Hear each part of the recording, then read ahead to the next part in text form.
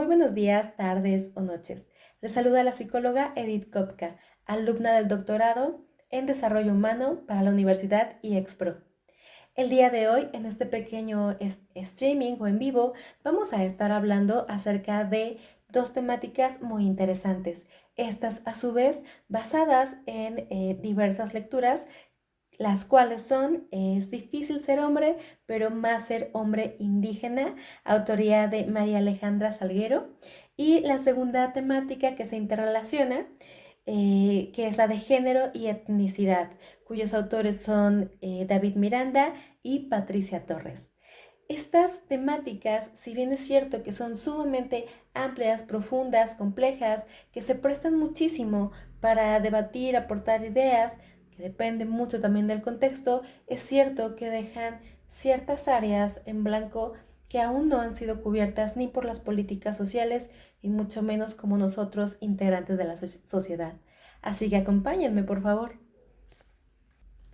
Es de vital importancia para comenzar a abordar esta temática que hagamos una distinción o tratemos de conceptualizar de una manera clara las diferencias entre perspectiva de género así como de etnicidad. Por una parte, la perspectiva de género es este enfoque que nos permite comprender cómo las diferencias entre hombres y mujeres no son naturales o meramente biológicas en cuanto a la manera en la que se desarrollan en la sociedad, sino más bien estas diferencias son constructos aprendidos, constructos sociales. Que a su vez producen relaciones de poder y de desigualdad. Estas asociaciones que se hacen entre lo masculino y lo femenino y que muy comúnmente, especialmente en sociedades todavía que conservan estos rasgos machistas, como México, como muchos otros países de América Latina, pues establecen este nivel de jerarquía, donde el hombre manda y entonces la mujer obedece, donde la palabra o la aportación de un hombre tiene mucho más peso que la de una mujer. Comprendiendo entonces que esta perspectiva explica que estas diferencias, estas creencias son más constructos sociales, más no como tal que lo explique un hecho biológico, físico, natural. Son constructos aprendidos. ¿De dónde? Bueno, recordemos que los seres humanos somos seres biopsicosociales, por tanto, entonces, muchos de nuestros aprendizajes son aprendidos de generación en generación en generación, no solamente en cuanto a reglas y lineamientos, sino, por otra parte, también el contexto en el que nos rodea, ya que el contexto condiciona, el contexto influye. Por otra parte, la etnicidad es un concepto que podremos definirlo como una construcción social e histórica que define la pertenencia, es decir, el pertenecer a, yo me identifico con y creo esta pertenencia, que puede ser por muchos motivos, desde que nací en un mismo lugar, la pertenencia asociada, por ejemplo, a la lengua, al lenguaje, a la cultura. Volvemos nuevamente con la parte geográfica, con esta parte de la memoria colectiva, aquello con lo que yo me identifico. La etnicidad es esta condición de pertenencia y que se construye en relación con otros grupos. Es decir, cuando yo me considero parte de un grupo, porque comparto estos rasgos que anteriormente mencioné, al mismo tiempo también diferencio y en determinados puntos incluso puedo llegar a menospreciar o excluir a todas las demás personas que no comparten esas características. Etnicidad es este constructo social que define, e histórico también, por qué no decirlo, que define la pertenencia a. Y aquí llegamos a un punto muy importante que tiene que ver con las creencias, las costumbres y las reglas del entorno en el que nosotros nos desarrollamos, ya que estos influyen sumamente, prácticamente desde que nacemos, en lo que se espera de nosotros, ya sea como hombres o como mujeres. No solamente la forma de actuar en este momento, sino lo que se puede vislumbrar o se espera de ti hacia el futuro. En la comunidad indígena, particularmente, estos aprendizajes están sumamente marcados por la parte tanto de la tradición como por la religión o las religiones que llegan a practicar. Por tanto, entonces se generan ciertos puntos de vista a esperar referente a la masculinidad o bien a la feminidad, ¿no? Por ejemplo, vamos a mencionar en primer punto la parte de lo masculino, la masculinidad, ¿no?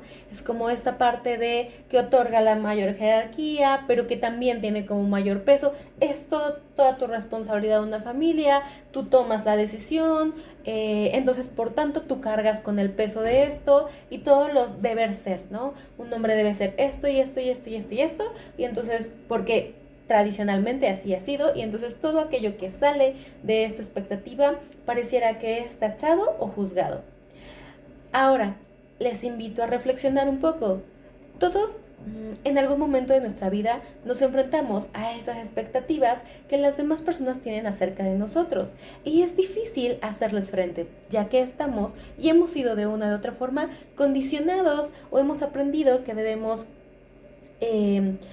pues como enorgullecer a nuestros padres, a nuestros familiares. Por otra parte, en la sociedad indígena ya tenemos un punto en contra. Las comunidades indígenas por muchísimo tiempo, podríamos decir desde la colonización, han sido marginadas, poco respetadas, poco validadas, ignoradas en la política pública, así como la administración de los recursos. Todas estas limitantes ya presentes impactan aún más si eres hombre. Es decir, se espera algo de los hombres, especialmente de los hombres indígenas, pero el sistema público, político y social aún no está capacitado para sostener estos ideales. Entonces ahí surge como esta tensión entre el ideal y la realidad, que al mismo tiempo puede llevar a muchísima frustración por parte de estos hombres que no cumplen con estas expectativas. Entonces, ¿qué pasa con las diferencias? Sucede que suelen ser ridiculizadas, tachadas pues de inadecuadas o simplemente expuestas de forma negativa. Es sumamente importante que este concepto de masculinidad empiece a cambiar, no solamente en las sociedades indígenas, que claro, sería un excelente punto comenzar por ahí y por políticas públicas que permitan y que aseguren también las mismas condiciones de vida, oportunidades, acceso a la información y la garantía de todos sus derechos, pero aunado a ello, que también culturalmente y dentro de las reglas de sus comunidades empiecen a generar una nueva resignificación de lo que es la masculinidad.